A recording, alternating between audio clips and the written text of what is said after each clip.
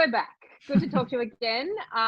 What we're going to step into the space of now is how to set limits for yourself, that price limit, the amount that you're not going to go past.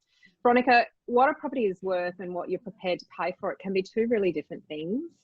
What are some of the fundamentals you discuss with your clients before they set their price limit for a property? It's a really good point. We talk about there's objective measures and there's subjective measures. Yeah. There's two objective measures we just talked about. We just talked about actually pricing a property and understanding really where its value sits in the market in context of everything else.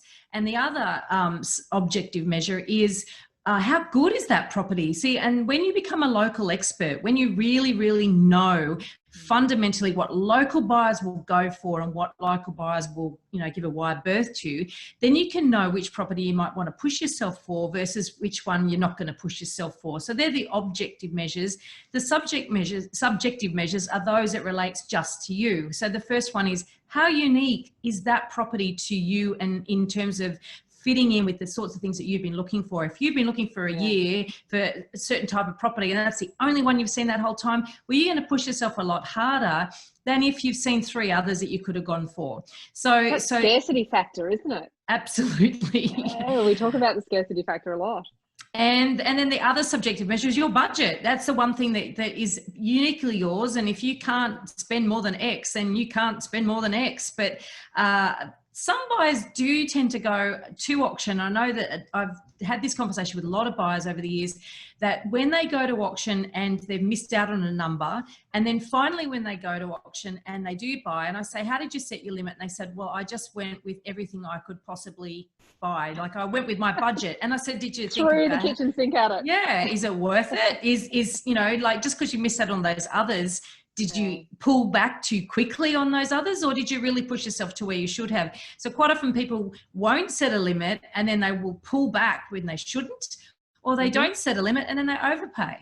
Saw an example of that in Brisbane only a couple of months ago. It was a renovator in a really highly sought after pocket. And there were most of the bidders were out at about 1.1, but there were two bidders that had clearly not set themselves a limit. And they pushed each other. It was like ego and emotion, watching each other across the yard, and neither was going to give in. And they pushed up to 1.4 on a property that was worth about 1.1, and that was because they hadn't set their limit, and neither one was prepared to back down. I've seen that happen too, and I've seen it happen at auction where people, you could see, because usually when there's a couple, the sign, the couple looks at each other, think, they haven't discussed spending more than that. That's a dead giveaway, that one. So they're thinking, this is going to be interesting. And we've not been party to this, but one particular auction I remember looking at it, and one couple definitely were over the limit that they discussed before they left home, and the other one obviously were in the same boat, went up $100,000 in $1,000 bids. Now that's a lot of money to each time, thinking we haven't actually discussed this with each other nor really thought about it myself. And this is what I see, is that people go to auction, they go with a limit that is what they'd like to pay, not what they will if they have to. Will pay. What's their walk away? We help clients arrive at that walk away price by stress testing them prior to the auction. We actually put them in a situation where they have to come back to us at every single rise of $1,000 at a certain level and say, if I ring you after this auction and tell you it's sold for X, would you say I would have paid that, or would you say I wouldn't have paid that? And they have to actually do that exercise together to arrive at their, no, I wouldn't pay that number. And that's when they know that they're completely in control of their limit and their decision around their limit.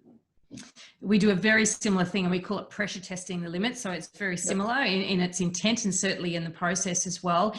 Because the thing that I like to talk to buyers about is that, if you think you don't want to be emotional, that's all well and good. But the minute you're in the auction and the pressure's on and you're faced with being able to, potentially missing out on that property if you don't continue bidding, if you haven't actually thought this through now, you will, I guarantee, get emotional. And one of you's not going to be happy if you're in a couple. Absolutely. You can't avoid that emotion. You can't avoid the argument on the way home if you haven't actually worked through this stuff. Or the total shock of, oh, what have we done? What have we done? But what underpins a good negotiation is a really good understanding of value coupled with a clear and confident limit. There's no getting around that.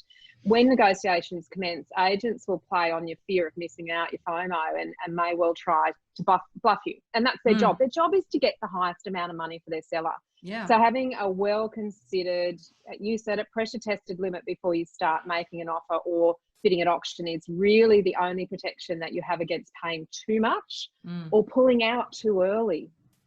Absolutely. Now on that, there's two things. Firstly, if anybody does want to download our free mini course, the link for that is homebuyer.academy/free course. So that's free. No, it's not. It's homebuyeracademy.com.au/free course. We'll put the link in the transcript.